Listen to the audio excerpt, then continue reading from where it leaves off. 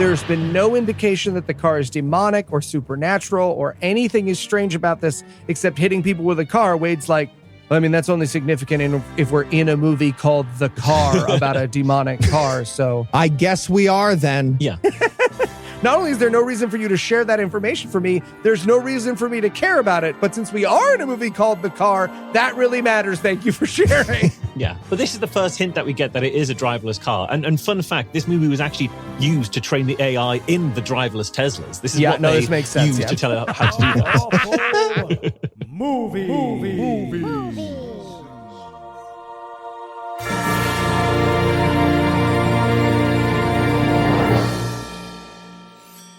Welcome back to GodAwful Movies, where each week we watch another terrible movie so you don't have to. I'm your host, Heath Enright, and I'm joined by the Eli Bosnick. Eli, how's it going? Yep. Those are fun noises. Those are fun noises. And the movie. And they're the fun noises that was a that are great the movie. impression of the entire movie just now.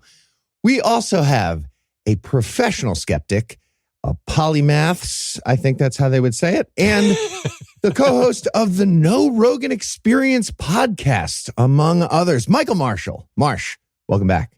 Oh, great to be here. I'm coming at you in a directly straight line. It's very threatening. And as long as you forget that other directions exist, this is going to be very scary for you. I'll just run straight forward as fast as I can. There's one dimension, right? Yeah. It's just the one.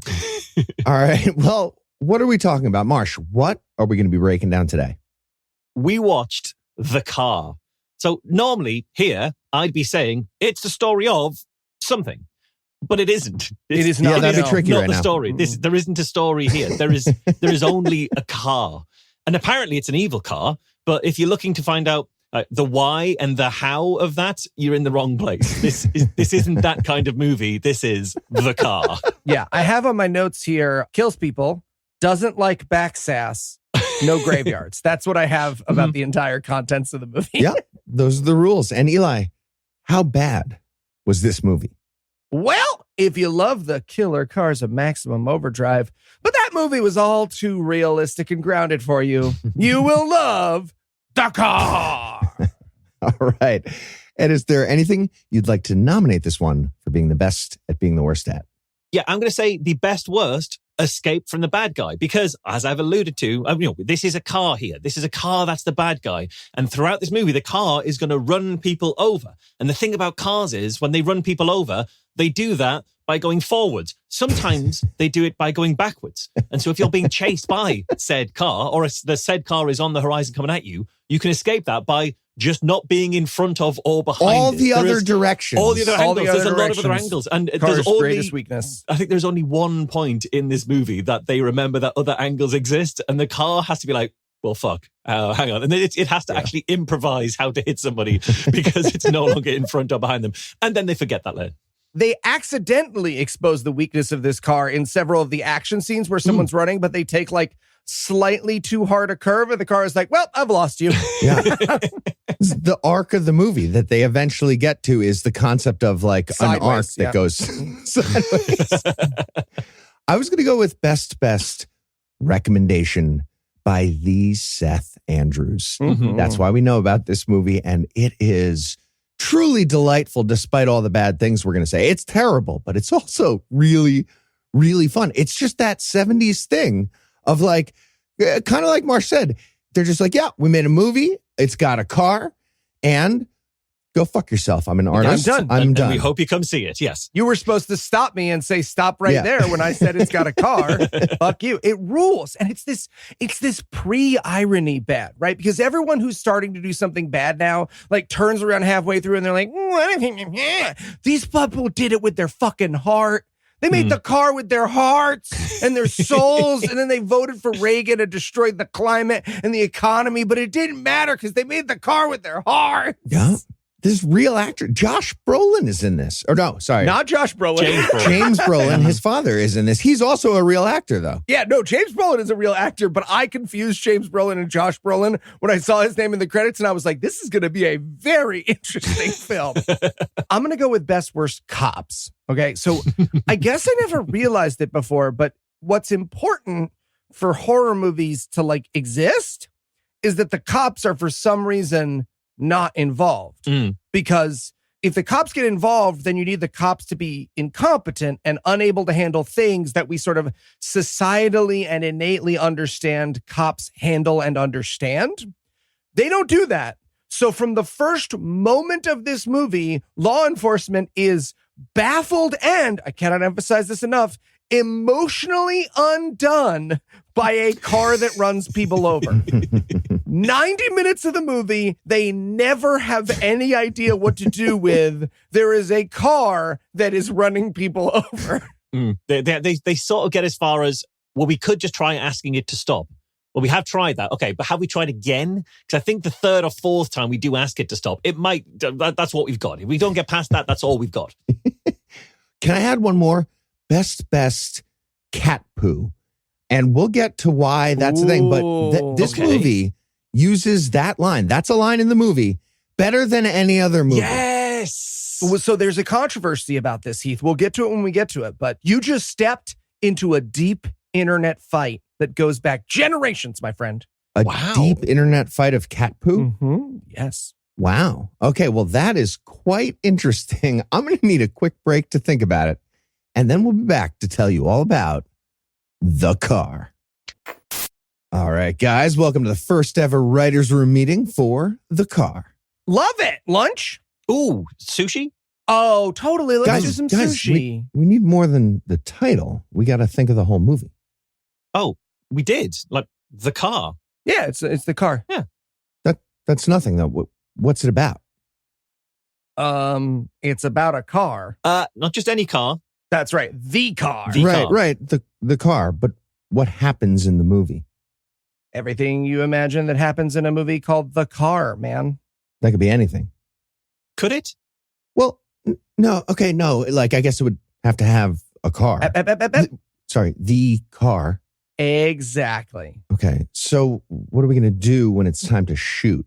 Just like tell the cast and crew it's called The Car. You guys get it and they'll figure it out? I was thinking so, yeah. Well, you know what? That'll work. I think that'll work. Oh, what about The Cars? Wait for the sequel, Craig. Wait for the sequel. Okay, how tall is the average QED attendee? I feel like we just go with the average. Oh, okay. But then you're just like standing there, aren't you? Yeah, that's fair. Hey, guys, what are you doing? Oh, hello, Marsh. Heath and I are just getting ready for the final QED. Yeah, kind of a shopping list. A shopping list? Why do you need a shopping list? Because we got to save money. Watch our spending, Marsh. Yeah, budgets matter, especially now. Especially now. Right. Well, why don't you just try Rocket Money? Oh, what's Rocket Money? Rocket Money is a personal finance app that helps you find and cancel your unwanted subscriptions, monitors your spending, and helps lower your bills so you can grow your savings. So if we bought like a bunch of rope, for instance, for QED. Like a lot of rope. Rocket Money could help you with that, yeah.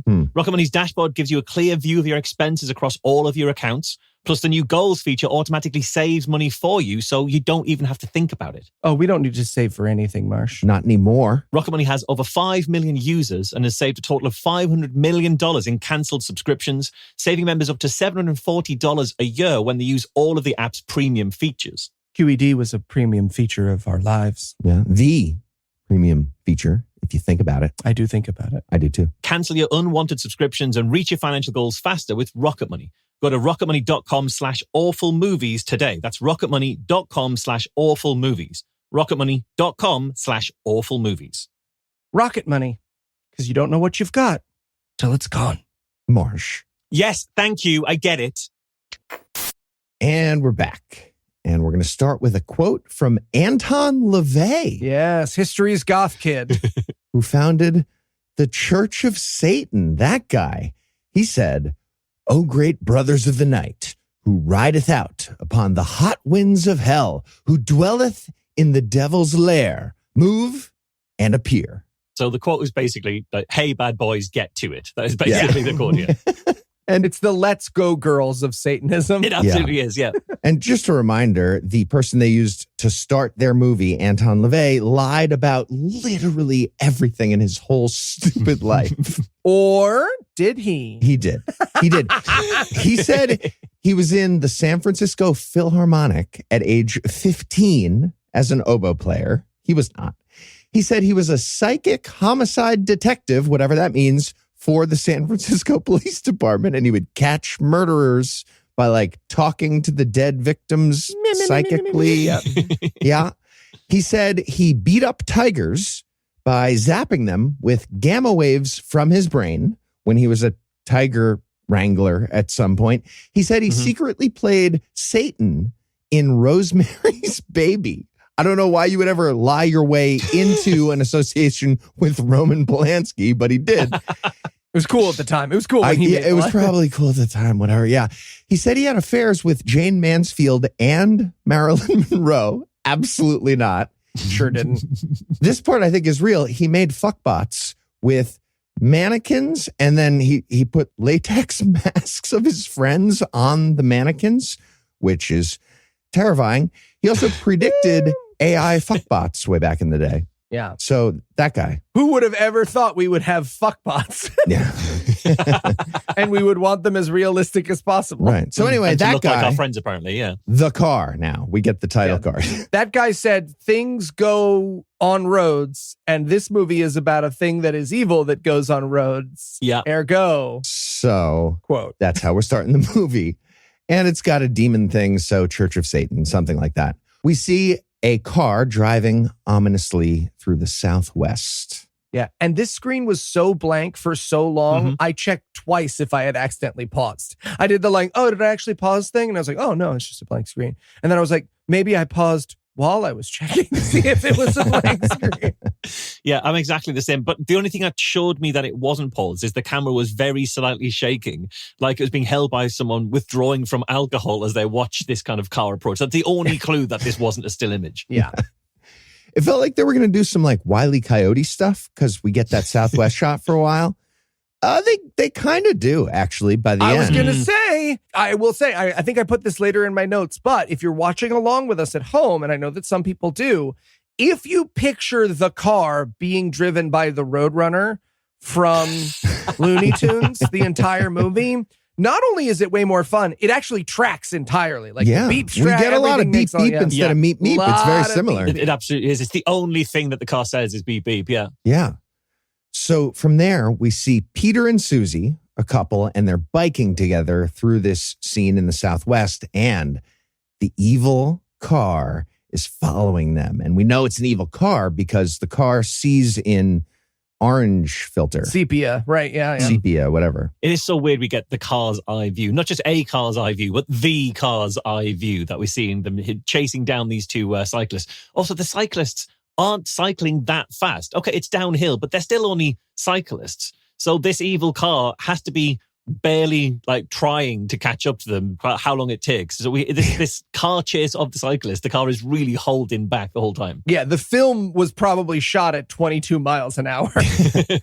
Yeah, so the death car comes up behind them and the car's honking at them like as a warning. And like Mar said, they're cyclists. They're going kind of slow in a road. And I was like, okay, I'm kind of fine with these people getting killed if they don't like get out of the way after all this honking. Like they're just in the way now. The first scene of this movie could very well be two bicyclists who murder themselves by not pulling over when a car is directly behind them. Yeah, right. But they don't pull over, and the car pulls up next to Susie and knocks her over a cliff off the side. Mm-hmm. Yeah, although the car waits until there's a very small wall there because the car doesn't want to have it too easy to knock her off the cliff. They need to go for like a bank shot off the cushion to like ricochet her off the cliff. Yeah, so Susie gets knocked and then the car gets behind Peter and we get this shot. They're trying to like make it scary as fast as possible. And the shot is like a car right behind the back tire of this guy. And it's like edging the back tire, like almost touching it and then not. And almost touching it and not. Hey, man, I don't think that's what edging means. that can be edging. I felt edged. I feel just the tip. It's rare that we tell on ourselves so openly on the air. Just the bumper to see how it feels. I don't know. How do you? It doesn't matter. It doesn't matter. So the car's approaching him like, you know when you're sexually? putting like battery on your nipples, right? You're just really putting those clips on there. It's like that.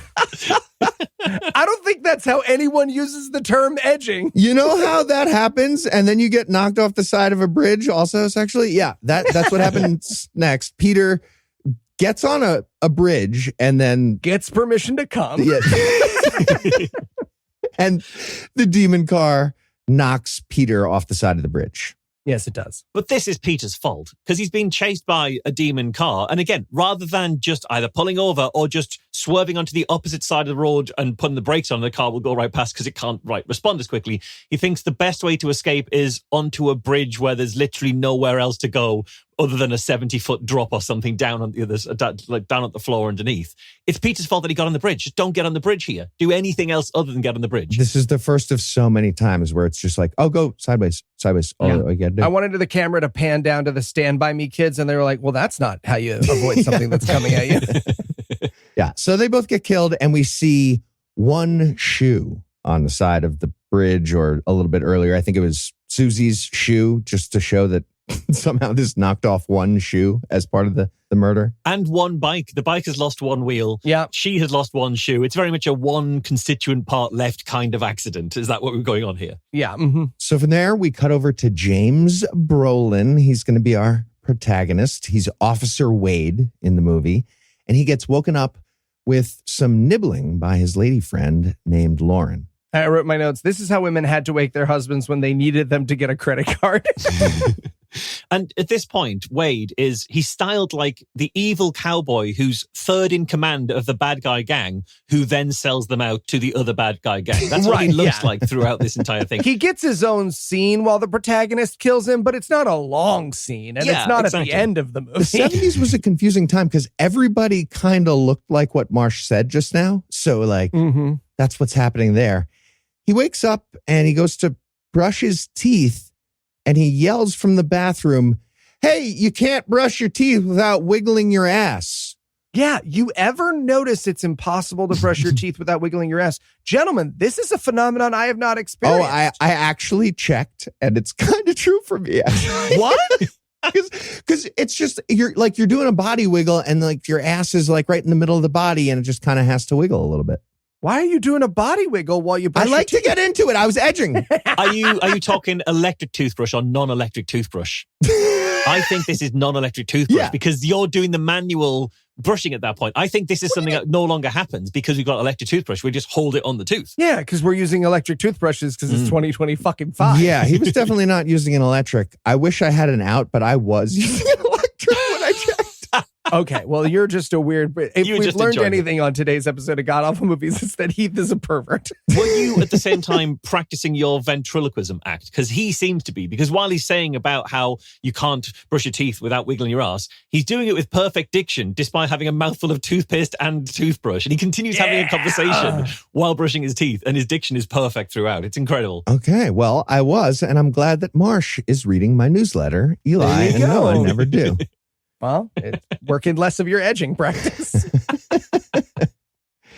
So they start fooling around when he comes back from the bathroom, and we get kind of a crazy moment. Lauren, during the fooling around, the beginning part, this is the lady. She just grabs his dick and she says, that's a little move I learned from a fourth grader. And I was like, what the fuck is happening right now? So she needed a child to teach her how to grab someone's dick in order to stop them. Because he's fooling around. He's like, it's play fighting. And then it starts to sort of edge on borderline sex crime. Like she's very not into it all of a sudden.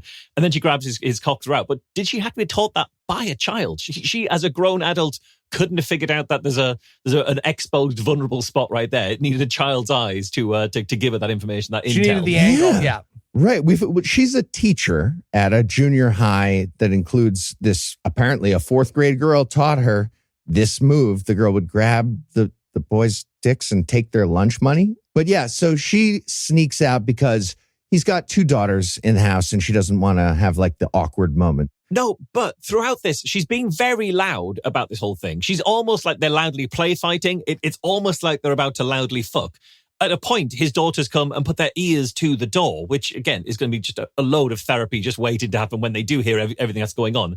But after all of that, she says, well, I just need to leave discreetly because I don't want your daughter to know that I'm here. Well, but you've been shouting all sorts of weird things and involving yourself in like this weird, loud play fight turned semi-sex crime going on. I think they've heard that. It would have been funny if one of the daughters was like, I'm the fourth grader who taught you that. Karate. Go on, get him. Yeah, I don't understand why it has to be a secret. It's never really explained what their relationship dynamic is because, and I can't emphasize this enough, everyone starts getting chased by an evil car and they get pretty distracted. That's a very good point. Yeah. Also, his bedroom has a back door. So she leaves through the back door of his bedroom. Whose bedroom has a back door into a second corridor? I've never seen it before. James Brolin, that's who. Only people in a French farce. Yeah, you exactly. Need two doors exactly. so you know where to hide your mistress at any given point, so you can then get them confused as to what you were saying to which one of them. Dress them as the maid. Yeah, exactly. My great grandma and Amelia Earhart had a situation like that with a back door like that. It's all coming together. So it does make sense. So anyway, she leaves, and then we cut over to a guy playing a French horn on the side of the road in Utah. Yeah, I wrote in my notes, this is what I picture Heath doing when he's not returning my texts. Yeah, this is also where we meet a very strange character named Amos. He's an abusive husband, and we find out right away he's yelling at his wife, Bertha, and then French horn guy tries to help diffuse that, and then Amos, the abuser, starts yelling at French horn guy. Yeah, and so he is abusive. Now, here's a quick question. Does the movie know that domestic violence is bad?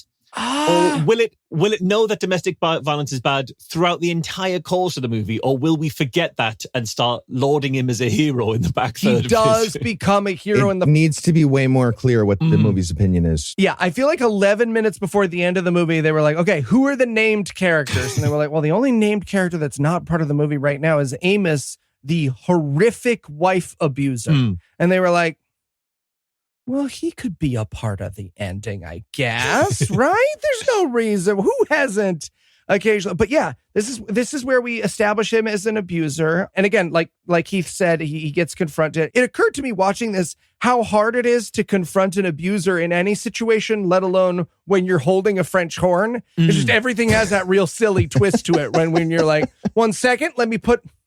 Okay, got to fit it into the cake. Well, I have strong words with you about women's rights as soon as I can. I need to empty it. It's got saliva in. But don't let this in any way undermine the severity of this moment. But then I'm going to talk to you about domestic violence, let me tell you. Yeah. Right. So Amos yells at him and he's like, leave now or I'm going to shove that French horn up your ass. You'll be farting music for years. And then French horn guy's like, farting music, that'd be fantastic. Strange moment. And he's like a wandering French horn minstrel guy? Yep, wandering French horn minstrel. A finstrel, if you will. Okay, well, he's like, all right, I'll get out of here. Sorry. And he's going to hitch a ride to somewhere else. And he sees a car coming up the road. So far away. That's the other thing about this movie. Car chases often happen with like twisty roads because then that's interesting. But none of the roads in this are twisty. They're pretty much all just completely flat, completely straight for as far as you can see. And so he's waiting for this car to arrive. We're going to find out it's the car. But he has to wait so long that he basically has to filibuster its arrival because it's just taken forever to get there. He vamps for a while and it goes badly, right? Like, because what he's supposed to do is like 1 or 2 lines, right? Like, oh, there's going to be a hot babe in this car, right? But then, because the car is still 7 minutes of driving away, he's like, and she is going to like board games, but not just 2-player board games. She's going to like want to get people together. Oh, God, still so far away. I'm just going to send a text. ETA? Here's a list of my favorite board games. Oh, thank God I'm getting hit by a car. Yeah. So, not surprisingly, it's the evil car. It flies up, almost runs him over, and he yells at the demon car. He yells, up yours with a splintered fiddle.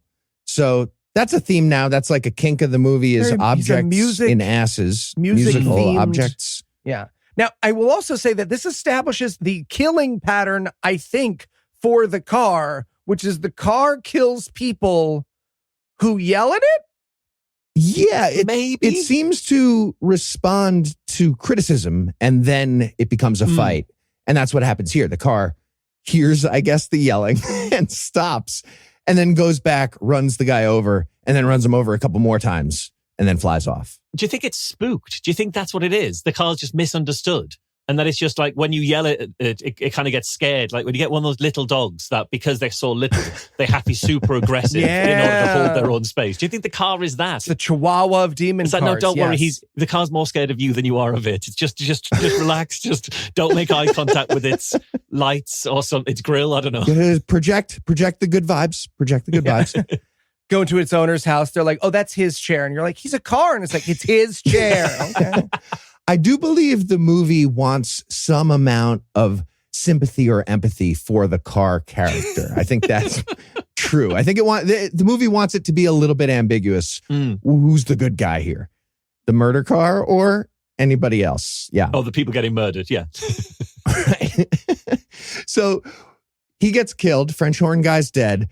And then we cut over to Wade's daughters. That would be Lynn Marie and Deborah. And they're playing hopscotch before school in helmets that they're wearing. Did he make them put a helmet on for the hopscotch? I thought, because I think they didn't. I think the helmet's because they're about to get on a motorbike. Yeah. But like, that wasn't clear. So he just says, make sure you've got your helmets on. And then we see them playing hopscotch. And it just made it seem like he's a wildly overprotective parent. One of these kind of like really fussy helicopter parents. I like the idea that it was just like a really violent feud of hopscotch between these two sisters that requires helmets. After your last concussion, we're doing helmets only hopscotch from now on. So now Wade gets a call on the radio from the police station. He drops the kids at school, and now he's got to go check out the crime scene where dead French horn guy is. Okay, I have a thought about this next scene, because without my theory, I think this scene is fucking batshit and makes no sense, right? So here's what I'm going to propose. I think the performance of Amos in this next scene, because spoiler podcast listener, they're going to talk to Amos about the accident that just happened with French horn guy. And he's going to be fucking nutty as shit. We'll talk about that in a second. Yes. Here's my theory. My theory is Amos gives that performance so that we, the viewer, are supposed to suspect that he is the one in the car that killed the hitchhiker. Oh, and that's why the cops are kind of like asking questions angrily as if they suspect him? Yes. But that makes no sense because we saw the car Also arriving true. from a long way away. Amos went into his trailer and the car started arriving from the horizon. That made, because I was very confused by this because I thought Amos must have phoned in this hit and run. He must have. Who else would have phoned it in? Yeah. But then he's covering for the car, like he's in cahoots with the evil murder car. Yeah, he's doing I expected Batman to show up and start hanging him over the side of a roof or something. Like it's the classic. Like I don't know nothing, Kappa. Nothing. I say nothing. Okay, what if he summoned the car in like a headless horseman kind of style? Sure. Like he dug up the car's steering wheel, and then he has the steering wheel, and he has to tell the car that the steering wheel is owned by the guy with the French horn who wants to fart music, and then the car comes for revenge. Okay. Yeah, this is the where's my toe situation. I guess that would track at this moment. So, solid theory. I'll tell you this, tracks more than the fucking movie. It does. Yes, it does. Everything tracks more than the movie. We're out here problem solving with Skeptic of the Year, Michael Marshall. That's what we're fucking doing. So anyway, the cops ask him about the specifics of the car. He says like, I didn't see the plate. I don't know. All we learn really though is that he has a dynamite truck that's going to matter maybe later. They just start by telling us that for a second. At the very end of the movie. I didn't even pick that up. So later, it was even more confusing as to why he came back in particular. I didn't even clock the fact that there was a dynamite truck here. It's so clunky the way it happens. This scene literally starts with Amos being like, that's my dynamite truck for later, maybe. That I own. Anyway, let's talk about what happened now. Yeah, on the side of the truck is just Chekhov's dynamite. Yeah. It's just on the side of the truck. Which again meant the writers of this movie were like, how can we introduce a dynamite truck? I'll know. How about the owner of the dynamite truck is a vicious wife abuser. Vicious wife abuser. Excellent. Yeah. Yep. It's very strange. So the cops are like, all right, we're going to put out an APB for some sort of murderous guy in a car. And then we cut over to the police station and there's a cop on the phone. He starts the scene by saying into the phone, I'm going to track you down and shoot an arrow up your ass. So just another example of objects going in asses. It felt like way too much, way too fast. Interesting. Thank you for touching on the theme. Yeah, English class. We love it. I should explain that this chief character Chaz. Yes, Chaz is his name, but he's not the police chief. He's like the assistant police chief. Rank is very confusing in this movie. At one point, a guy puts on a sheriff's badge, and I was like, I really need you not to do that. I'm really having a hard time keeping track of your org chart as it is. But he is like an assistant to the head chief of the police station. Manager, yeah. Yes. He is a Native American or a First Nation people, depending on how he self-defines. And the entire movie will spend every white character will racially abuse him for no reason the entire film. It's ridiculous. Yeah, he's Navajo. He speaks Navajo in the movie later. So he's assuming, at least speaks that language. But even the phone call that he's getting right now is racially abusive. We introduce him being racially abused over the phone by this unseen voice. And then he's immediately straight after that racially abused by the scriptwriter who continues to do that throughout the process of the movie. Yeah. Yeah. I think he just gets a morning phone call from the local racist being like, hey, Chaz, it's Chris. He wants to call and yell some racism at you. And he's like, oh, okay. Yeah, no, I got it. It is 2 p.m. Yeah, okay. Right. Another strange thing going on in this scene is that Wade is getting changed into his police uniform in the middle of the office. Yeah. You see him like buttoning up his shirt and like tucking his shirt into really tight pants. No locker room, huh? Just getting it out there in the office. Yeah. And again, we won't go into the details of it because it's actually really like sort of boring and strenuous.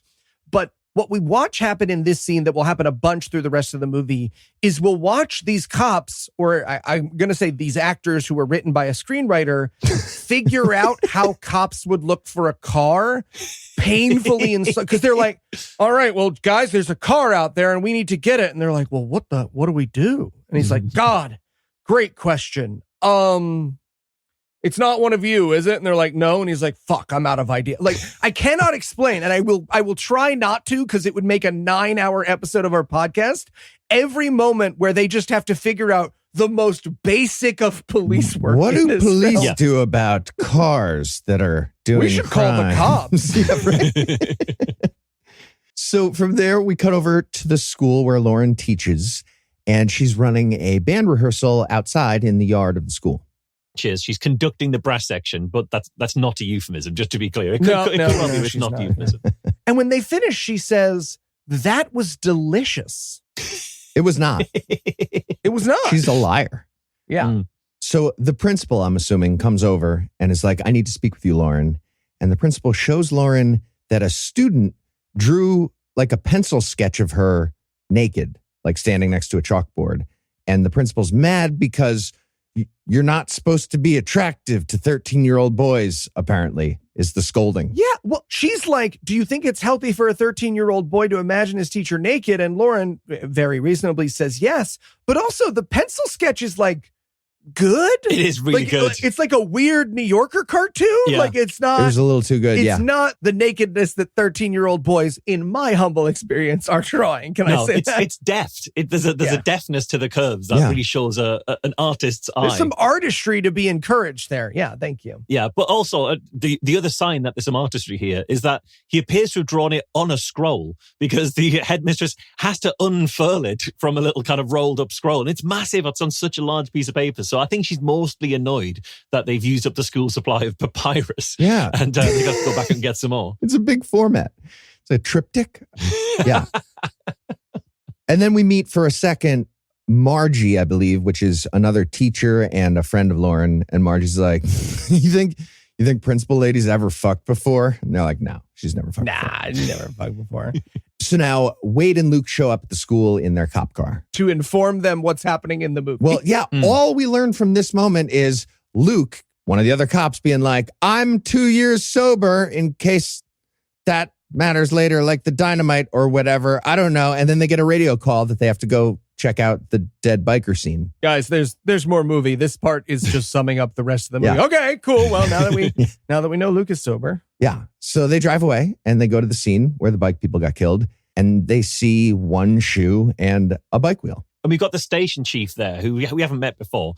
And he is basically like frassen over the dead girl, sort of annoyed about it. You can see he's like muttering to himself over her body. Yeah. And again, I cannot emphasize enough how absolutely decimated all the cops are by any of the deaths in this film, right? The majority of this movie is cops like running to front center stage of camera and being like, I didn't know people died. I didn't know. And us just being like, hey, are you going to do a harm? You know what it was like? It was like they told all the people playing cops in this movie that they were in the kid dies drama genre, but didn't tell them they were going to include so many shots of the scary car, right? It feels like Rabbit Hole. It's the performances of Rabbit Hole in Friday the 13th. Yeah. And then we get this long segment of like town gossip to kind of figure out who got killed here. They find out that Susie is the one who got killed. That's the body they have. And they know that because of a heart-shaped locket. So apparently all the cops know who's got what lockets, I guess. Oh my God, other people's work drama, the movie. Right. We go on a very long backstory about Pete, the other cyclist. It's a very, very long backstory about how his troubled upbringing and this cop taking him under his wing. And it's starting to make me feel that this movie was a biography of Pete, the missing cyclist, after a while. Yeah, they go into a lot of detail here. We learn that Peter was in the Bible class that was run by Officer Luke. And I was like, that's fucking weird. Oh, no, it's Utah. It does make sense. Yeah, no, it does. For sure. And they all decide like, okay, well, we're clearly dealing with a serial killer in a car.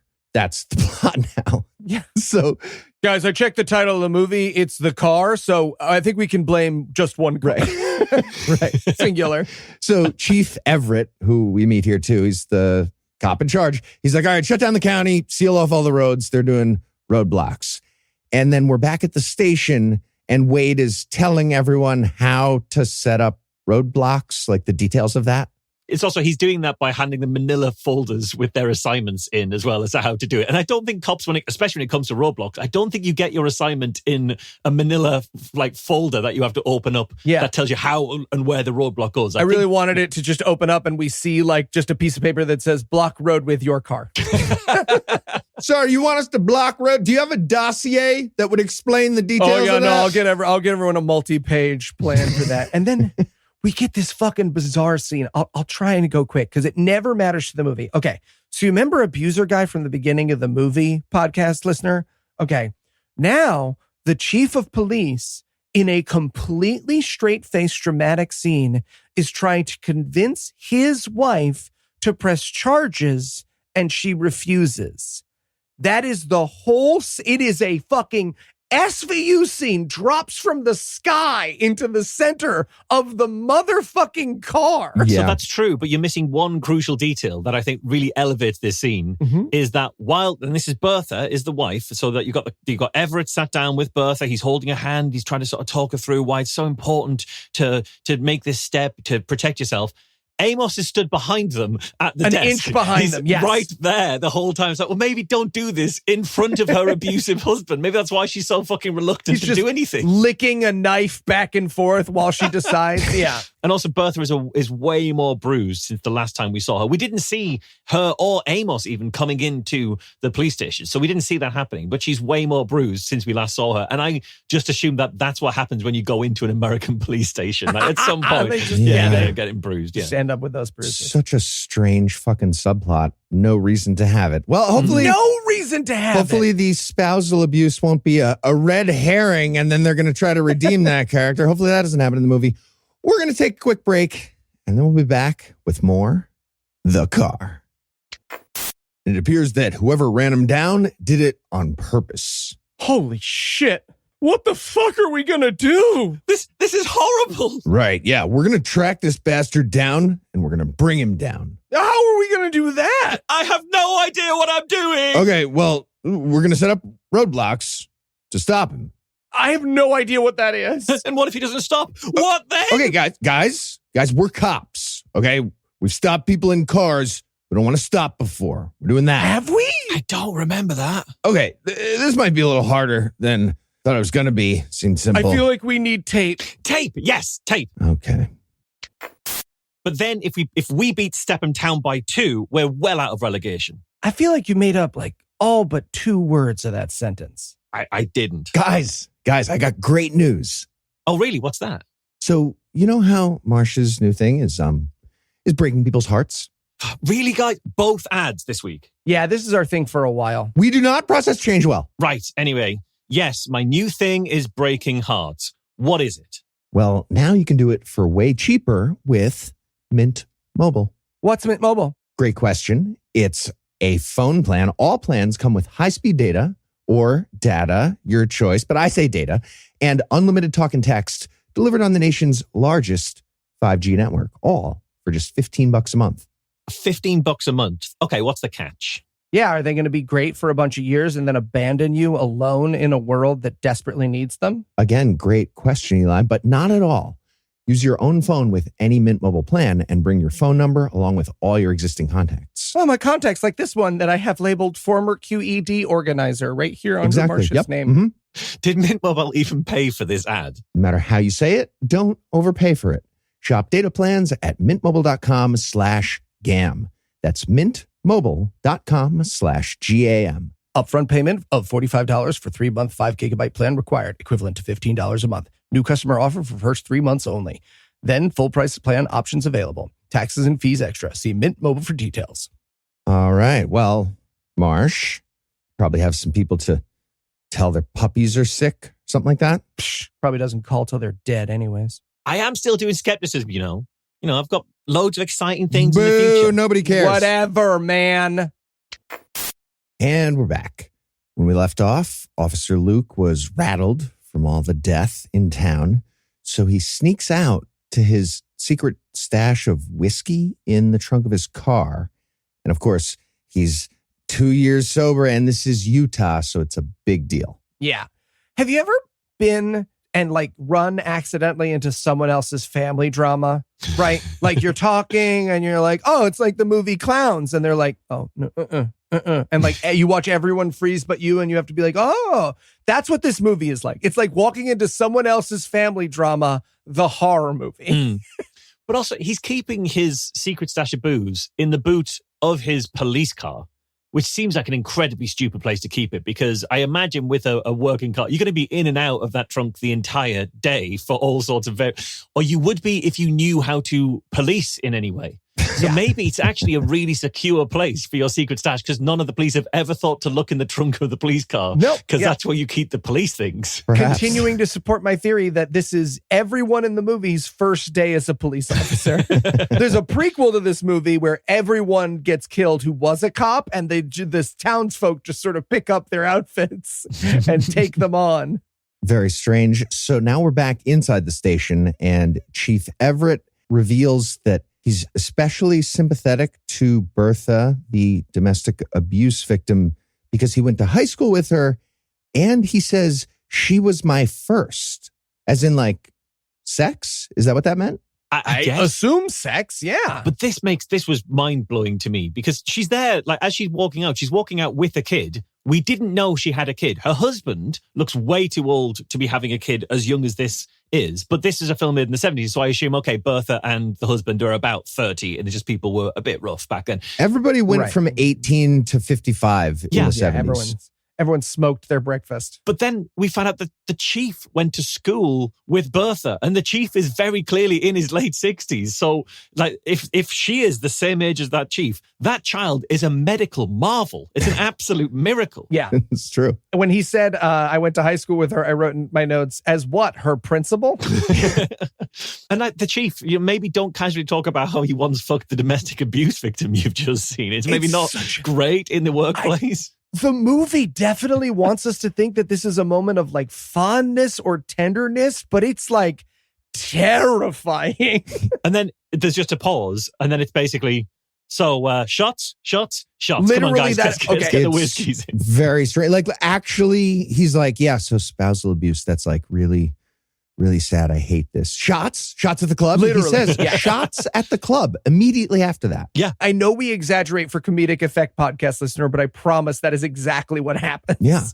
We also see Wade looking at the giant topographical like relief map, like the size of the entire wall of the police station that just shows like their area, their county. And he's, I guess, looking for good spots for a murder car to hide out. For a demon car, yeah, where a demon car might hide. Some of the flat bits, none of the lumpy bits. He's trying to rule the lumpy bits out because cars won't like lumpy.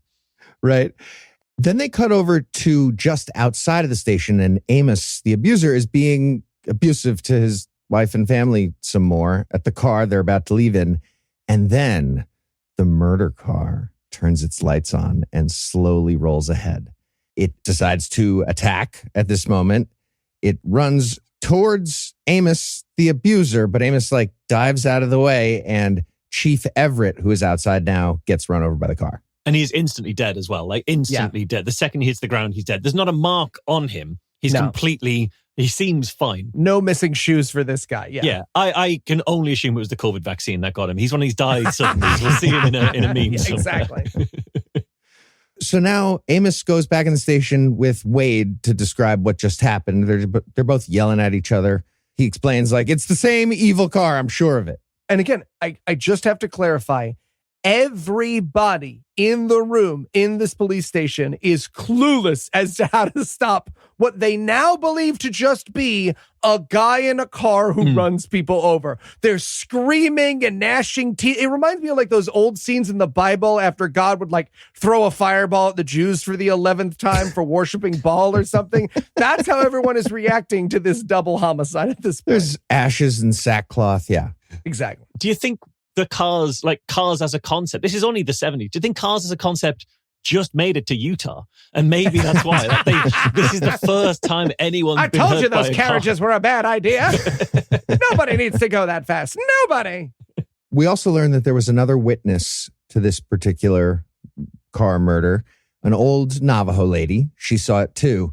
And she's explaining what she saw, and Officer Chaz is translating from the Navajo.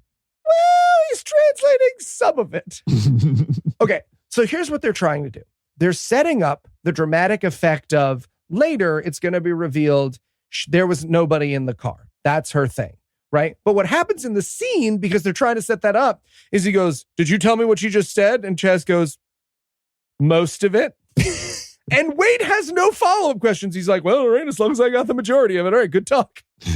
Yeah, she also said that bad things are coming with the winds, according to Chaz's translation. And that is the Anton LaVey quote, I guess, that's telling us that there is, in fact, some sort of wind-based demon at play. Yeah, and it's like she causes it in the movie, because if you'll remember, from this point up until now in the movie, the car has not been preceded by a wind, but it's the car hears the old Navajo lady say that, and it's shit. So from now on, there will be a wind right before the car shows up. Oh, this is perfect. I wanted a theme to my thing. I wanted a little, ominous thing that starts so the dust kicks up a little bit.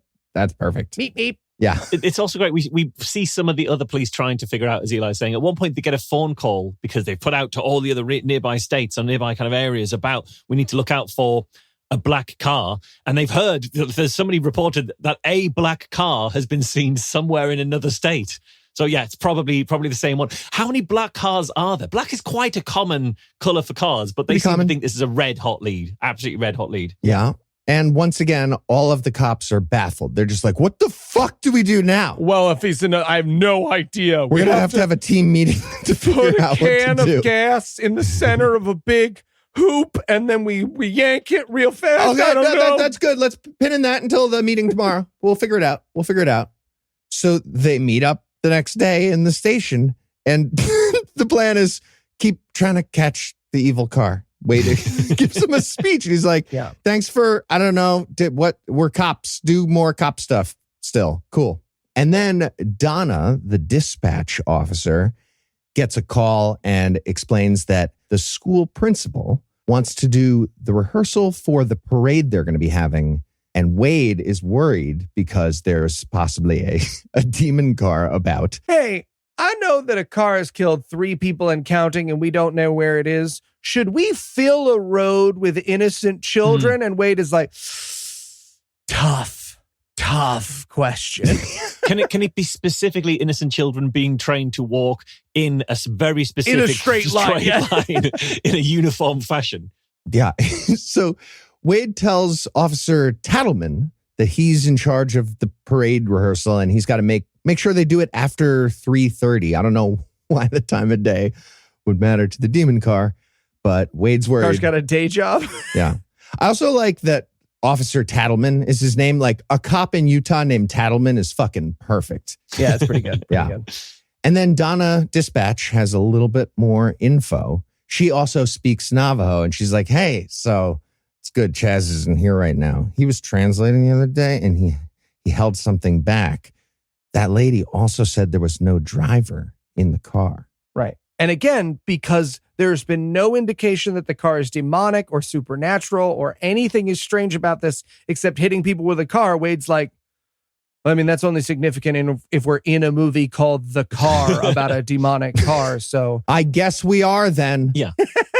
Not only is there no reason for you to share that information for me, there's no reason for me to care about it. But since we are in a movie called The Car, that really matters. Thank you for sharing. Yeah. But this is the first hint that we get that it is a driverless car. And fun fact, this movie was actually used to train the AI in the driverless Teslas. This is what this makes sense, used to tell it how to do that.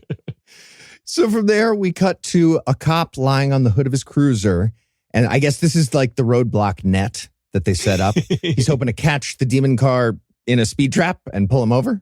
So from there, Wade gets a radio from Donna Dispatch saying that they found Peter's body. He's the other biker. So Wade goes to check out that scene. And he sees the dead body and he looks up at the bridge and he's like, maybe this bridge is blue. Wait, is this movie called The Car or The Bridge? I need to know right now. Okay. It's The Car.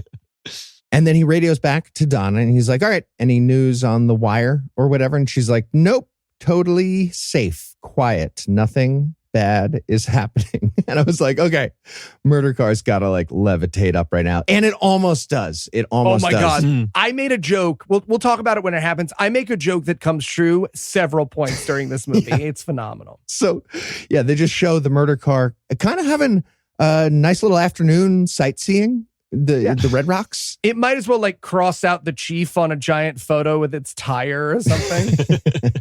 So from there, we cut over to Lauren, and now she's leading the parade rehearsal with all the kids.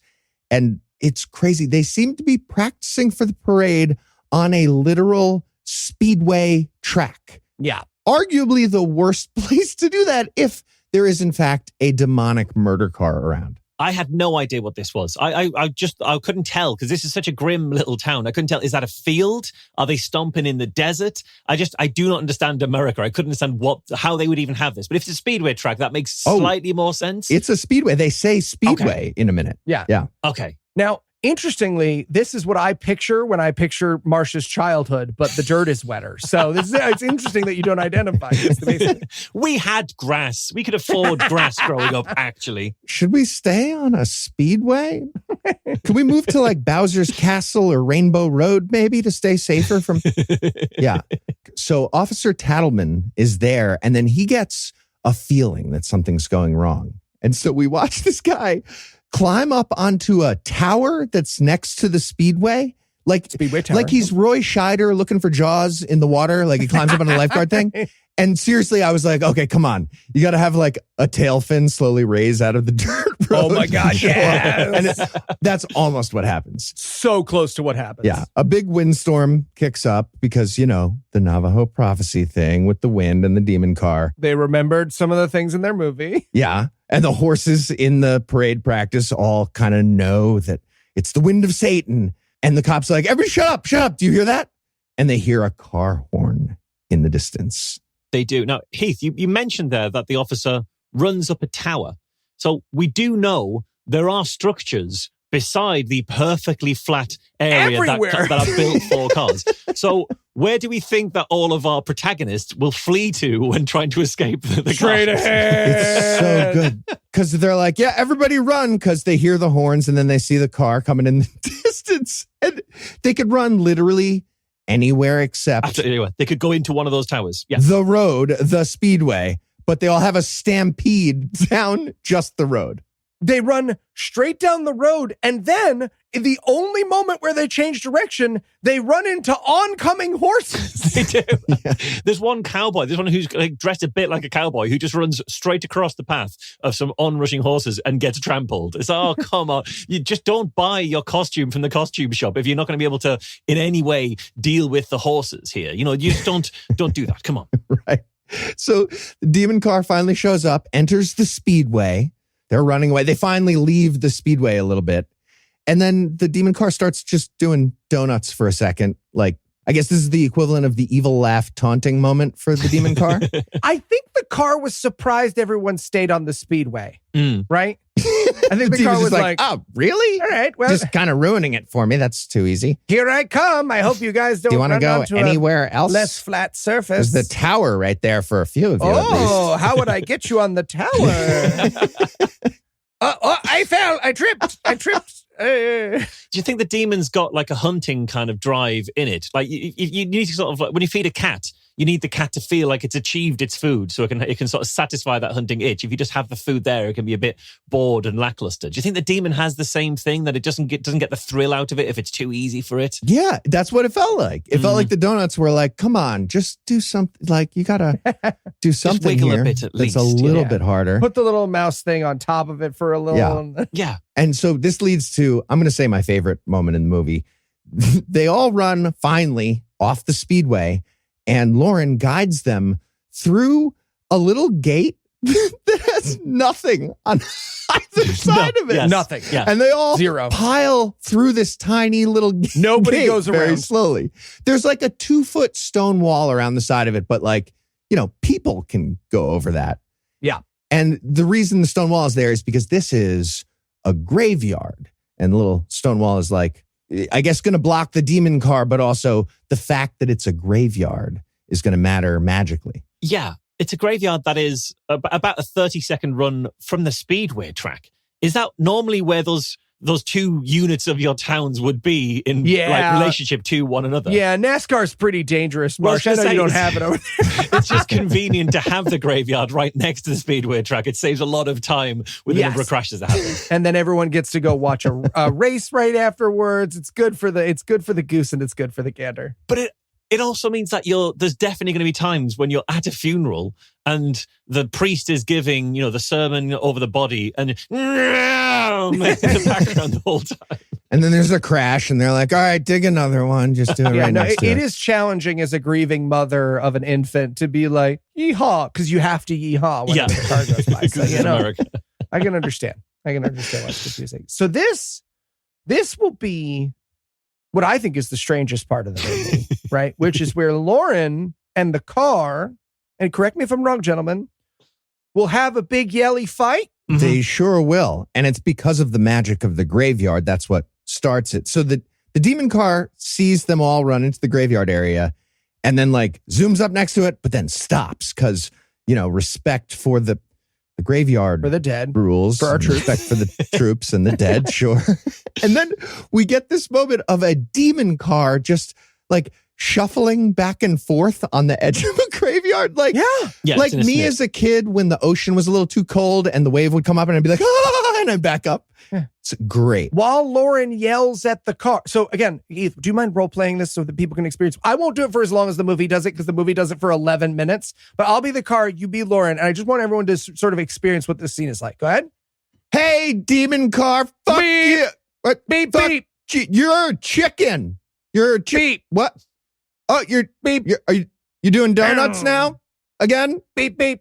What? But for 11 minutes podcast. Long. Truly, like there's no amount we could have stretched out that bit to convey to you that is all that happens for 12 minutes of this movie. To a point where the car, because it doesn't go at the graveyard, it does a lap around the graveyard and then resumes the argument. And she seems inconvenienced that it's back. She's like, are you back again? My God, she says. And she seems annoyed that we're doing this. And they try and have a tense standoff where they sort of zoom in on her face.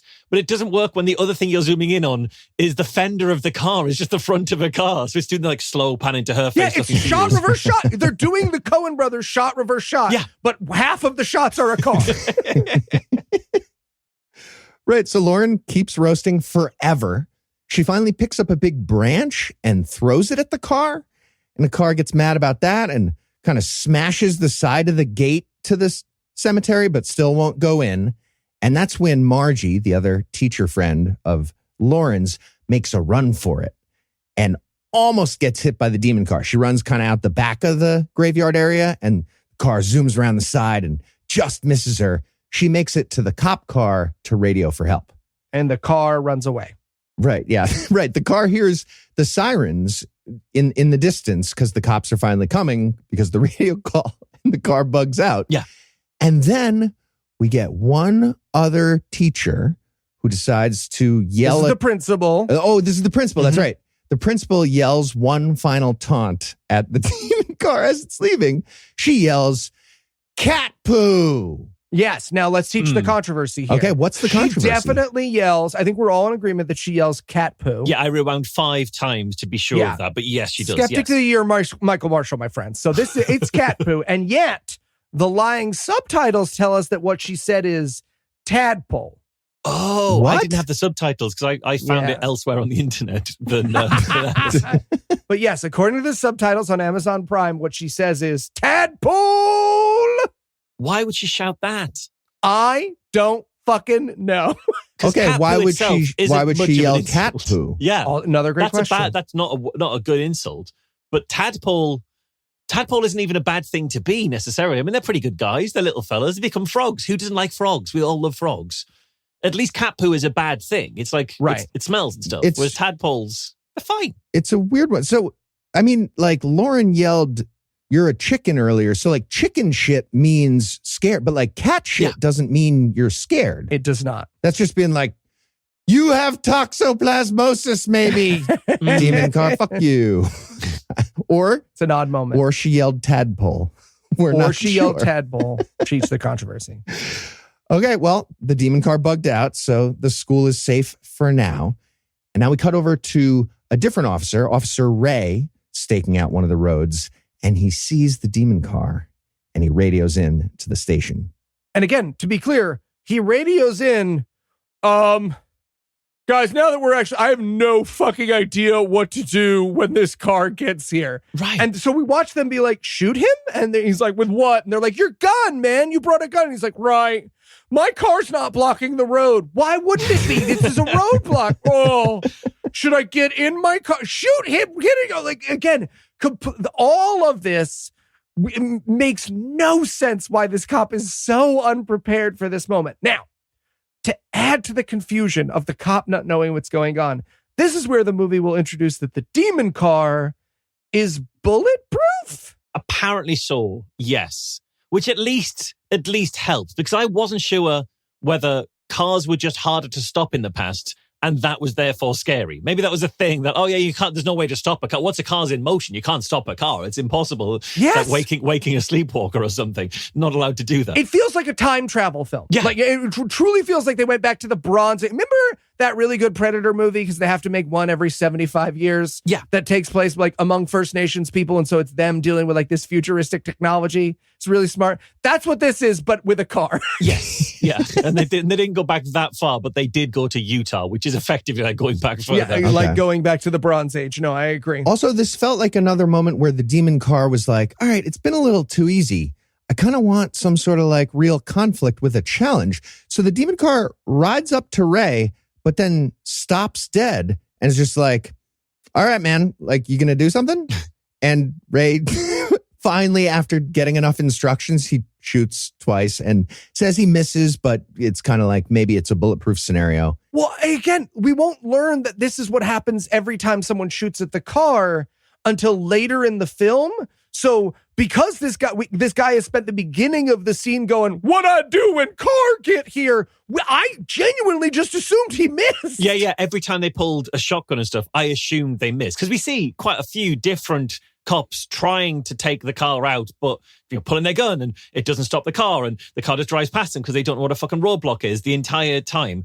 And this is one of the times when they are doing car chases that I realize it's just straight roads. It's not interesting. Right. Oh, where did he go? Where did he go? Well, further along, but just ahead. A bit further, like angle your head slightly up. There he is. You're not going to lose him in any way. Look with your eyes, yeah. But he get into a car chase with the sheriff at this, or one of the guys who's the sheriff at this point, and the car nudges him, so the sheriff's car is half off the cliff, and then the evil car is just sort of gently nudging, like he's trying to win the argument rather than just kill him. Just like, come on.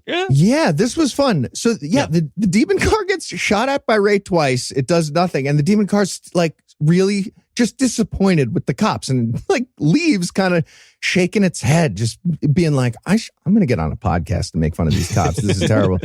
And then the car gets into a chase with the other cops. And which guys, is it Ray who finally catches up with him? Yeah. Who's getting shoved off the side of the cliff here? Yeah.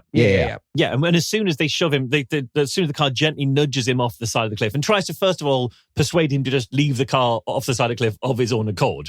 There's a door right there, come on. And then when he doesn't do that, he nudges him off the cliff and you think, oh, he's going to roll down the cliff in his car and it's going to be bashed around. That's going to kill him, but that's how he dies. The second the car rolls over, bam, instant explodes. It's amazing. It's so fun because it's like halfway rolling when the car's roof explodes. It's like they keep all of their flammable goods in the roof of the car. Like the police lights are filled with kerosene. That's the only way they could make them work in the 70s. Don't worry, I lined the top of my car with C4. We gotta stop keeping all the gasoline on that one side of the car that immediately touched the ground. The top. Yeah.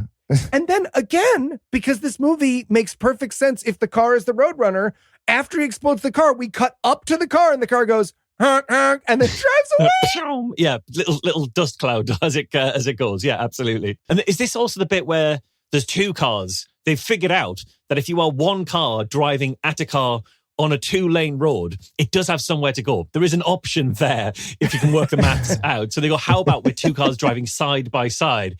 It's got nowhere to go now. Now, leave aside the fact it's fucking Utah. It just goes slightly off-road for a moment. Everything is flat. And comes right back again. Yeah. Doesn't do that. But they don't know about that. Instead, the demon car takes out these two cop cars in the most amazing way I've ever seen in any car film. Oh my God. It decides to sort of jackknife itself sideways. So it starts rolling end over end, like side over side. An M. Bison attack. Yes. Yeah, like it's an M. Bison It does a barrel roll attack from Street Fighter on these two cop cars. It's amazing. Which those two cars instantly explode and the demon car emerges driving in a straight line again back along the road. Right. So again, the stakes of the movie have now just shifted drastically from car that kills people to immortal, indestructible car that kills people. Yeah. Thus destroying all the stakes of the movie until about 14 seconds before the credits roll. And then the car just rolls out of the barrel roll and keeps on going. Totally fine. Totally fine. Unharmed. But then Wade is further down the road on his motorcycle, and the demon car just stops right in front of Wade's motorcycle, looking for some more, better, challenging conflict, I guess. Right. He shoots the car. He misses twice. Again, the movie does not clarify that he's bullet. I mean, at this point, we were guessing it was bulletproof, but he shoots the car twice. He misses. And then this is supposed to be the moment of tension, everybody. He walks over to the car. He goes to open the door. No handles. Well, before he goes to the door, just to be clear, this is the evil car. He approaches the evil car directly in fucking front of it. Like, walk slowly down the road. Like, exactly. You're approaching an evil devil car. Why do it from directly in front or the back, which I wrote down are the only two options it has to hurt you. But no, it finds a surprise third way. That's right. He goes to the edge where he tries to get in and see the driver. And the car, again, gentlemen, I want you to correct me if I am interpreting this wrongly, punches him in the balls so hard with the door that he blacks out. But it's the softest little door push. That's what we see happen in the movie. Yes. The car might as well take out a leather glove and be like, slap, slap. We're in a fight now. And he faints. Yeah. Yes. And he will be hospitalized as a result. Because none of these police officers have ever been involved in any conflict before. And the demon car revs the engine for a second as a laughing, I did a good prank. Haha. Rev, rev. Like a Muttley laugh, like you're talking about. So looks like we've got a middle school type feud between a cop and a sentient prankster car. Stakes are heating up, and we're going to need one more quick break. But first, let me give Act 3 the hard sell. Will Officer Wade have a stain on his shirt? Will the demon car make him look at the stain and then move his hand up and hit him in the nose? Will Wade go for the handshake that's offered only to have the demon car slick back its hair? Ha ha. Find out the answer to these questions and more when we return for the vehicular conclusion of The Car. And he looks at me and he says, "Stop torturing me." Wow. And did you? Well, of course not. But I was taken aback, by the directness. Oh, I get it. I would be too. Hey guys, what up, what up? Chris, you're a car. A car, yep. Just got my request through. Demon car, baby. Demon car. Right. Cool. Yeah. So what are you going to do? What? What do you mean? What am I going to do? I'm going to run people over, beep at them and stuff. Right, sure. Is running people over as a demon car, yeah. car on brand? What do you mean? Well, it's just as demons, our whole thing is turning people away from heaven, isn't it? Right, and killing people as a demon car doesn't seem to do that. Yeah, and if you're not careful, you might send people to heaven. Okay, well, you guys are obviously not getting it. The demon car thing. I'm not saying it's not cool. Oh, it's very cool. No. This was something that was really exciting for me. You guys knew that. And then the minute I shared it, you guys shat on it. Oh, come on, Chris. Chris. No, that's not fair. I'm going to go run people over, which was my evil plan that I wanted to share with my friends. And Chris, don't do this. I'm leaving. The brand has gotten weird since the 60s, right? Yeah. Imagine the other guys feel the same way. Right? Yeah, that's fair. Yeah. Oh, hey, guys. It looks like you're enjoying a delicious and healthy meal from HelloFresh. You break my heart. Kill myself I hate in your you. hotel. Because with HelloFresh, You have They will find destroyed my bloated corpse my heart. outside of your door. you know what? Never mind. Fuck you.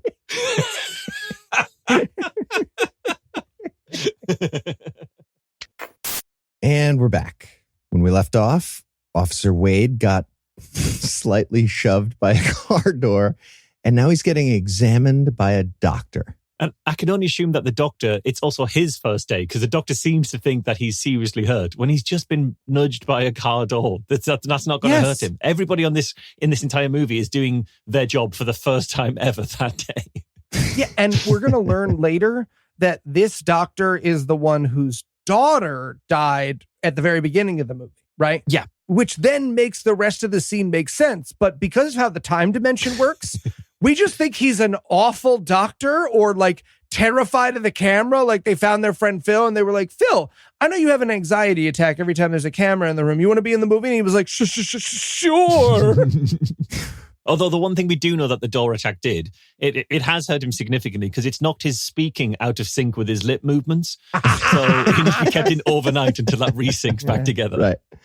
Right. And to treat the small bruise that he has from getting slightly shoved. So the other cops show up now and they talk about the terrible thing that happened with, the barrel roll attack during the game of chicken that killed some of the other officers. And he's trying to say that he shot the car and he shot the tires. I mean, we saw him shoot. He definitely missed because we could see the bullet hit the ground next to the tires. So I assumed he just missed the tires. But Chaz, the Native American police officer, is saying, well, it's just bulletproof glass. What about the tires? Self-sealing tires? Like, oh yeah, those 1970s tires that you could just shoot with a gun and they'd still be fine. They just seal themselves right up. They regenerate. Whatever. And the other detail they have that makes them think, oh, it's a weird, spooky car. There were no handles on the doors. How did anyone get in? It's a fucking Cybertruck. Nobody ever goes in and nobody ever comes out. Yeah. At this point, Officer Luke names the 5 cops who died very slowly, one by one. And Lauren is there too.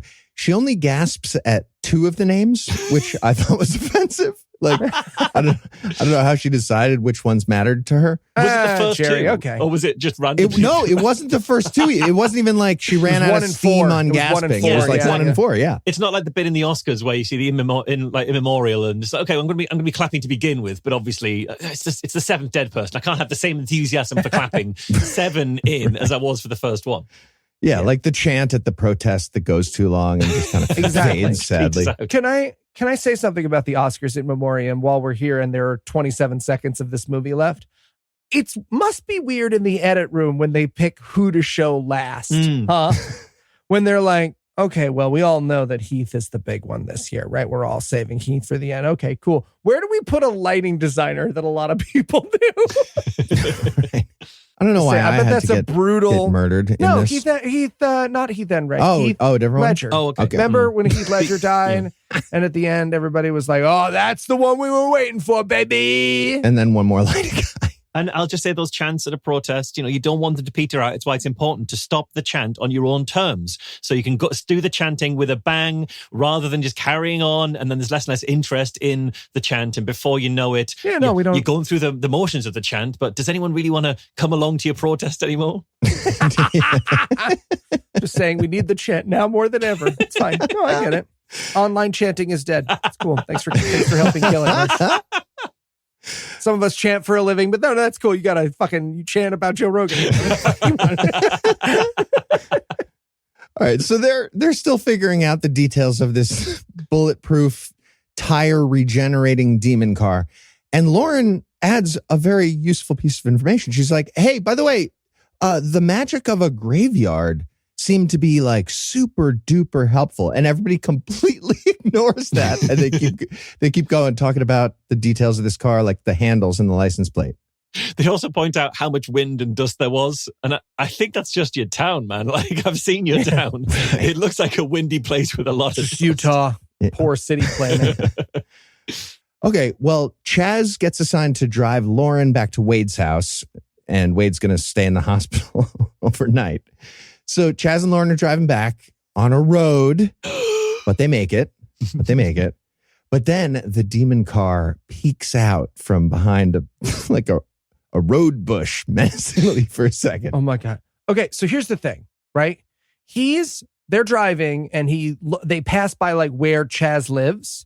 And Chaz is like, "Hey, do you mind if I leave you alone in your house and go check on my family?" And she's like, "Oh, I mean, I guess as long as there isn't a demon car waiting for the opportunity to take." Abandon the one important task you've got in your job for the day. Yeah, no, sure, just do that. That's absolutely fine. Please go ahead and abandon that. Yeah. Right. So she starts to walk inside toward the house, and then the wind kicks up and blows away the slip of paper that she had, and it blows into the road. What's the paper? Because she does go retrieve it, and it must be really important. What is that bit of paper? What was that bit of paper? We don't know. Oh, yeah. I thought there was going to be an answer. We do not know. It's the script for the movie. Eggs. Okay. Got it. I think it was another naked drawing that her kid at school had drawn her. But it was one that captured her really well. And she's like, I'm keeping that one, actually. Yeah, I'm gonna keep all of that. Right. But she doesn't get hit while she's in the road. But we see the demon car pull out from its hiding spot in the road bush or whatever. So it's on the way. Lauren goes into the house. She locks the front door behind her in case the demon car wanted to like break in, I guess. I don't know. Mm-hmm.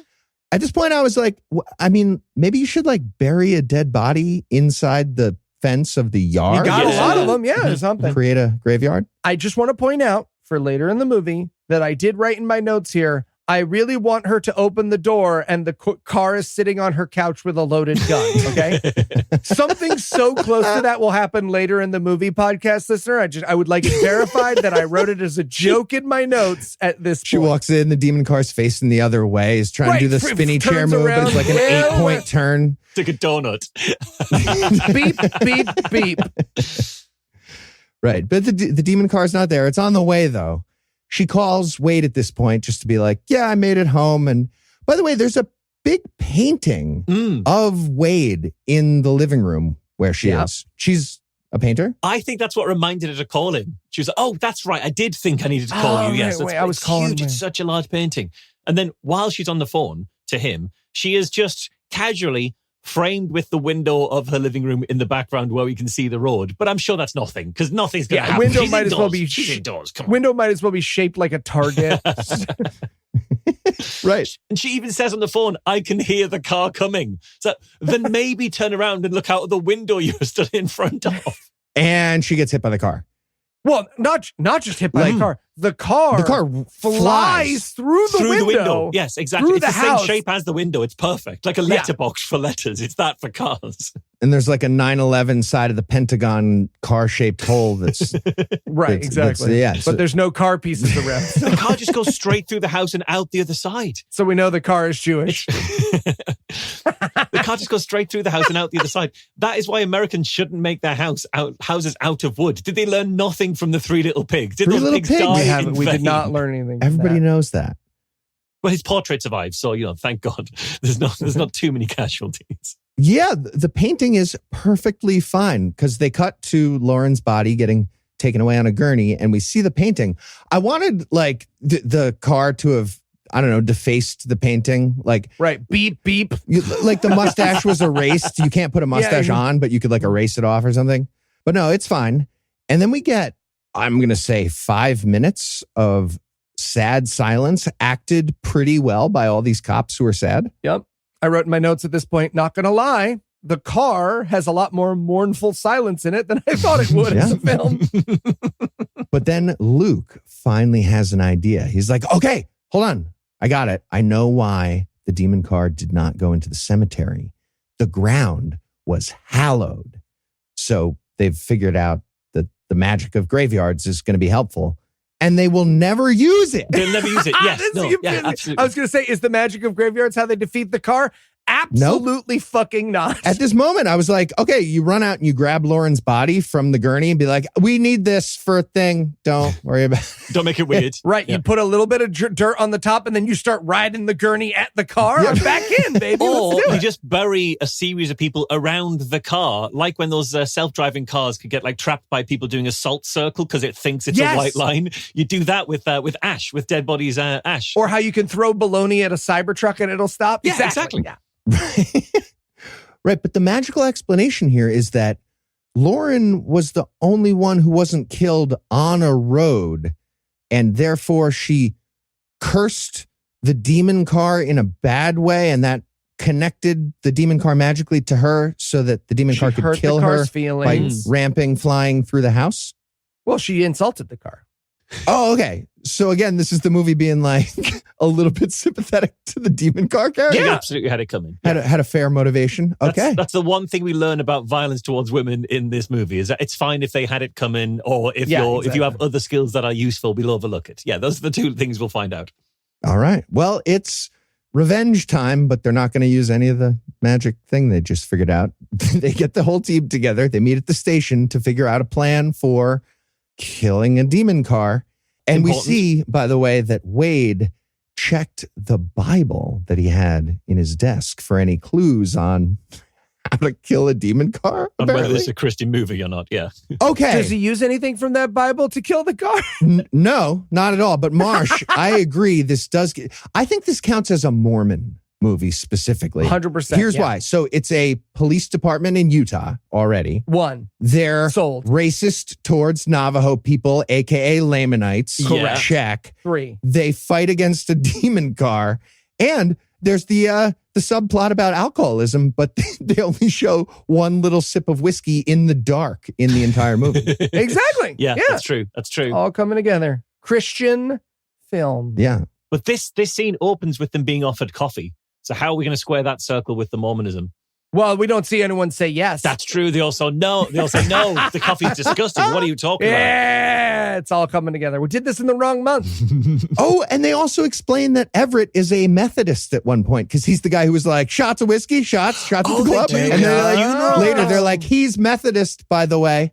We didn't cover it at the time because it's so fucking useless as a part of the scene. But immediately after he dies, a coroner comes and starts working out his funeral details. And that's why it's just so we could learn that he's a Methodist. And that's why he was willing to drink. That's the only reason they take a weird funeral admin this detour. Is absolutely a Mormon movie. Propaganda. Wow. The car. Mormon movie month starts early. Noah can't get mad at us when he's back from AACon.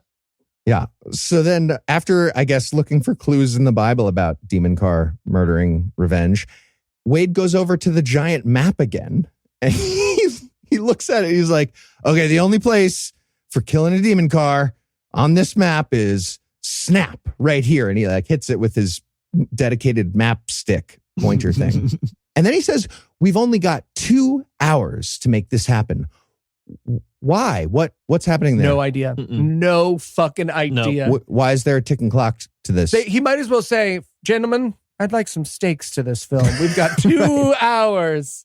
Okay, so now we need to possibly redeem the domestic abuser. Mm-hmm. So Officer Chaz unlocks Amos from the cell where he's being held for assuming more domestic abuse. I guess. Right. And they're like, Amos, we need you. And it's for the dynamite from earlier. He has a truck full of dynamite. Yeah, and he's like, God damn it, I'm in. For no reason. He's just like, yeah, let's do it. Why are you getting help from the domestic? It could have just been a guy. Could have been anybody. It could have been a guy. It could have been a guy who did any other crime, and they could have had everything else be the same. Thing is, even if he had the truck full of dynamite, the police could just be saying, oh, I know that the guy we arrested has a truck full of dynamite. I'm just going to go and commandeer that because Let's take of it. Yeah. the murder car. There you go. Mm-hmm. Well, they have a plan involving dynamite.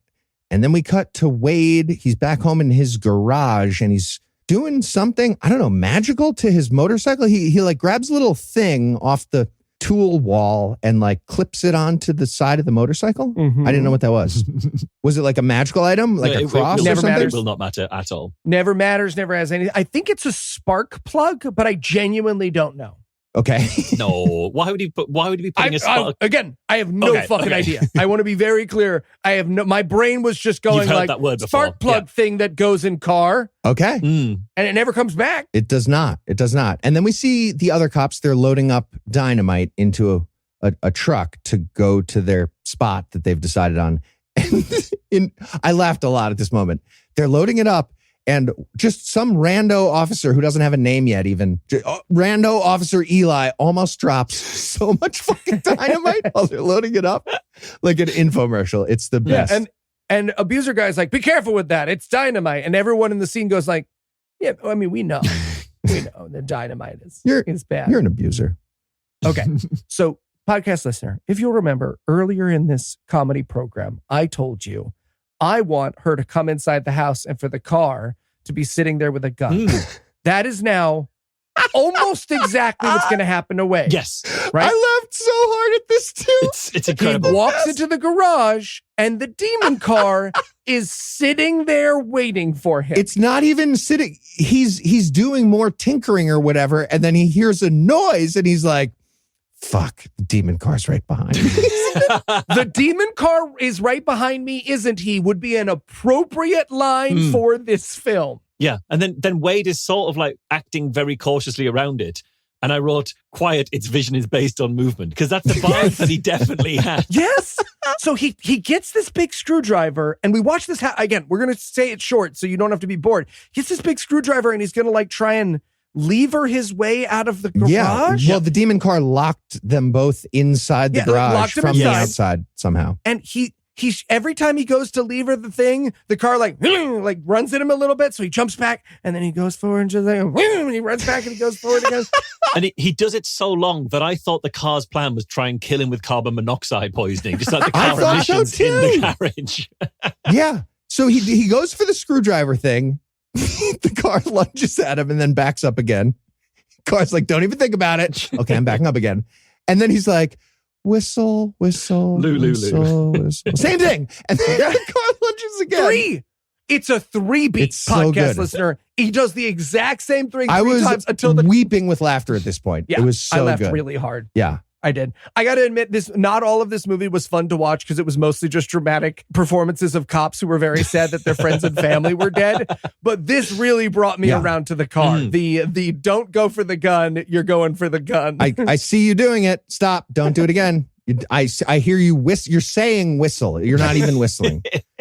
Yeah. But then, like Marsh said, the car starts revving the engine and we see all the smoke coming out. And I was like, oh, carbon monoxide kill. Okay.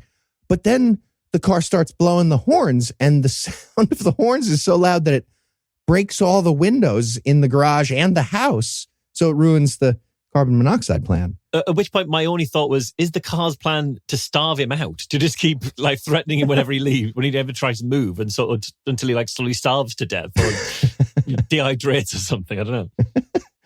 Right. But now the windows are broken so Wade can dive through the window.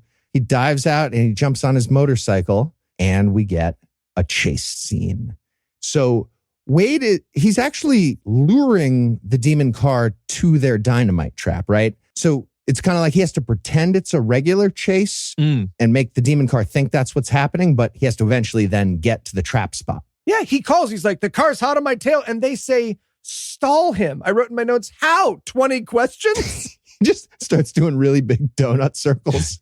Gets on the other side of a really big dining room table. Unless they meant stole him, as in like use the clutch to make the engine cut out because you were changing gear. Do you have an EMP? No, what? It's also really important to note that the people making this movie started to lose the light at the beginning of this chase. So much so that the end of this movie will be almost unseeable. Yes. So we're also watching them run away from being able to see the movie. Yeah. Also, the movie got confused about how a chase scene would ever work. And they go back and forth not knowing like who's chasing whom. So they're like, you got to stall. You got to stall. And then he's like, okay, never mind. I'm chasing the demon car now. So I guess it's like a different scenario happening. Yeah. And the demon car goes to attack the Dynamite truck. And they are so lucky that it's not a police vehicle because that would have exploded on contact like Right. every other police Obviously, vehicle. yeah, of course, yeah. So at this moment, I was like, oh, okay. So they're planning to like blow up the mother alien nest of demon cars, and the demon car can tell. So it's attacking the Dynamite truck. But then I was like, oh, okay, no, fuck me. Now it's back to chasing Wade. Yes. You got to pick a motivation. Like what was the demon car thinking throughout this? Not clear at all. Right. And to be clear, in case you're like confused or you think we're describing it badly, this is how the movie is cut, right? We're not watching the decision-making process of this car. We're just writing down like, okay, now it's chasing Wade, chasing the Dynamite car, and it's chasing Wade again. The movie is not a through line we're not letting you No, in the on. movie was writing that down because he's on the radio being like, okay, I think I'm chasing the demon car now. I don't know what's happening. Yeah. And now I'm chasing the Dynamite truck and the demon car's watching from a distance. I don't know what's happening. We all poked our head out of different doors in this long hallway. Yeah. And then at one point in the chase, he's clearly Wade, like, I don't know, talks to the demon car. He's like, hey, demon car, you want to stop and like square off and like, just menace each other for a second? And they do. And they just like stare at each other for a second and they keep going. It's like, okay, maybe I'm the only, no, he threw a fat kid. When you're a fat kid and you're playing as a kid, you would occasionally have to convince your friends to stop whatever running game you were doing so you could catch your breath. That's what he and the car do here. They both do like a ta-da, ta-da. Oh, why are Dunkaroos so delicious? They're going to be illegal in like 45 minutes, but God, I love them so much. What's your guys' favorite movie? I think we should talk What's your about favorite? Our movies. What's your favorite movie? Yeah. So that happens. I want to drink a Capri Sun so bad. What do you think? Hey, before Marsh tells us, what do you think Capri Sun was called in England? A Shasham's Folly. We had Capri Sun. Any old orange and yellow. We had Capri Sun. I mean, it probably wasn't 89% chemicals like yours was. It was probably small. No, you didn't have I was Capri sure Sun. regulated to actually taste like a Capri Sun. real It's not fruit. called like Juicy wasn't Bag called or Capri something. Sun. No, it was- It's a Capri Sun. It's called Juicy Although I think Bag. we'd call it Capri Sun. I think we Bag of stressed it There with it to is. Capri Yeah, Sun. you got your bag of sun. You got your bag of suck. Oh, Michael, don't you forget your bag of suck before you go to school. What? Don't be calling me to come round the Billy Bag. One Give me day your bag before of I suck. die, I will give you a northern accent that you can actually do. I'll actually lead you towards the north of England for an accent. Well, you have until QED. when Which I part of die. England is Eli right now? That was very much like a bad Cockney, kind of estuary English, edges of the Thames kind of accent. Didn't even make Well, sense. from about 300 years ago. Doesn't make sense. He's making up places in England. Right. So anyway, they square off for no reason. I guess maybe Wade was tired for a second, had to catch his breath. Then they keep chasing. And then Wade finally realizes, okay, if I take my motorcycle up a kind of steep dirt hill area, the car can't get up it. So he does that. Yeah, hills, the natural enemy of the car. Yeah, the natural enemy of cars. And now it's time for the big finale, right?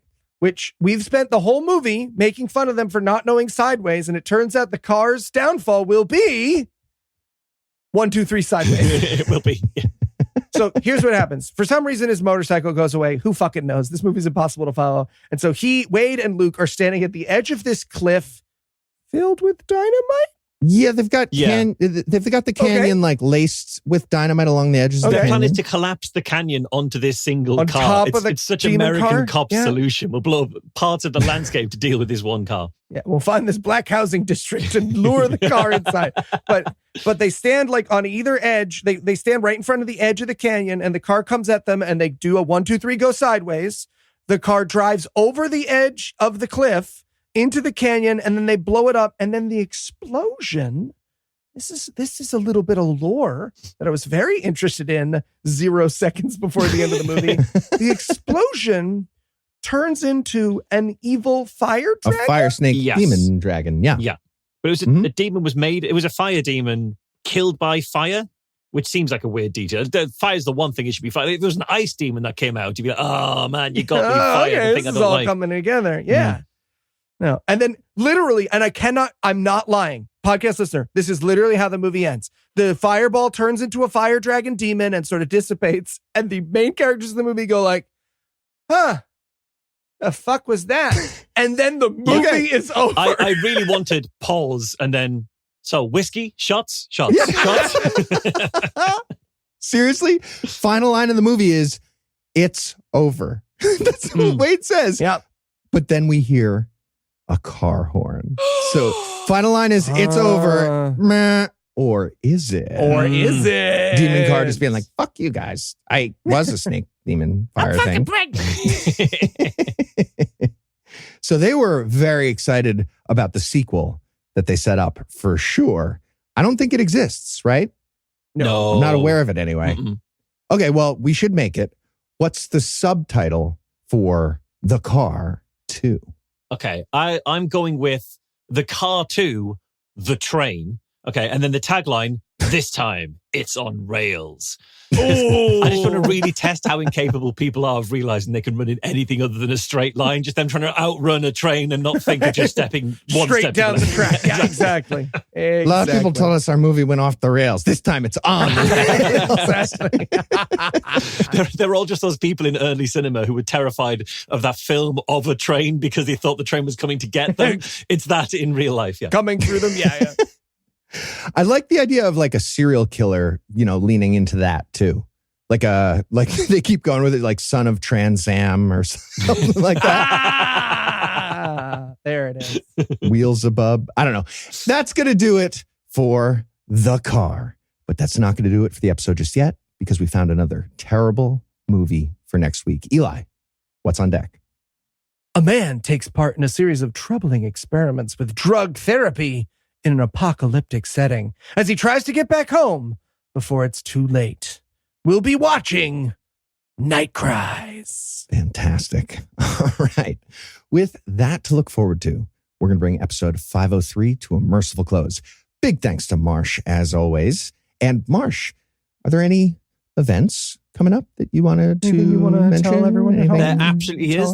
That's going to keep happening forever because we love it. We've announced QED is happening on the 24th to 26th of October in Manchester. So you can check that out at QEDcon.org. And we have said that this is our last QED. We've been doing it 15 years, I think 13 events, something like in that kind of region. And we really want this one to take QED out with a bang, to sort of have the big sort of end of QED party that it kind of deserves from how much fun it's been for 15 years worth of us doing this. So yeah, go to QEDcon.org. This is your last ever chance to get tickets to QED. So come along to the last ever one. Truly best conference ever. This is the last one. This is the shot. Don't fucking wait, everybody. It's going to be over. Yeah, this is the one. Yes, definitely check it out. We hope to see you there. Wow. And of course, a big thanks to our Patreon donors for all the generosity. If you'd like to help support the show, you can make a per episode donation at patreon.com/GodAwful. And that'll get you early access to an ad-free version of every episode. And if you enjoyed this show, be sure to check out our sibling shows, The Scathing Atheist, Citation Needed, Skepticrat, and D&D Minus, available in all the podcast places. Also, check out the No Rogan Experience podcast. Fantastic. Highly recommend. And if you have questions, comments, or cinematic suggestions, you can email godawfulmovies@gmail.com. Our theme song was written and performed by Ryan Slotnick of Evil Giraffes on Mars. All other music was written and performed by our audio engineer, Morgan Clark, and was used with permission. Thanks again for giving us a chunk of your life this week. For Marsh and Eli, I'm Heath. Promise to work hard, turn another chunk next week. Until then, we'll leave you with the Animal House close. The car demon's next vehicle was a Cybertruck. So it broke down before it could actually harm anyone. The glue just came apart and then all the panels flew off. Kyle Richards, who played Little Sister Deborah, went on to become the longest running cast member of The Real Housewives of Beverly Hills. What?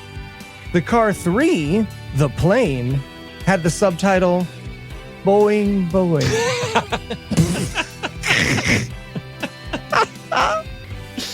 belabored. I was so sure when you said the playing you were doing a 9/11 thing. I'm glad you went the direction you went. Thank you. That's personal growth. Absolutely. Classy. I'm tired of these snake demons on this motherfucking plane. Right? Well, you can cut the fuck you part.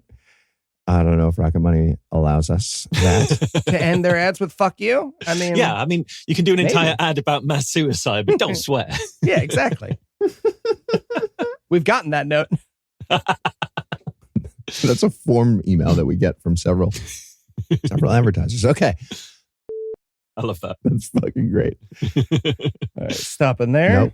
Nope. No, not stopping there. Oh, yeah, we got the ads. I didn't stop. Okay. Still rolling. Eli, double check that you're still rolling. Yeah, it feels like I am it still stops. rolling. Yeah, no, I see the red and I see the Zencaster. Just you look at the clock that's on your Zoom. Is it running still? Still clicking away. It's a solid red. The red. Solid red. Still seeing seconds click away. The numbers are going up, not down. That's a great question. Sassy, but we all know how necessary this is, right? This would be a moment for anyone who isn't me to get sassy. But yeah. It's like, hey, do you want to pee before we put on your whole snow outfit? And you're like, no. And then you're peeing. Buckles before juice. Yeah. All right. The preceding podcast was a production of Puzzle and a Thunderstorm LLC, copyright 2025, all rights reserved.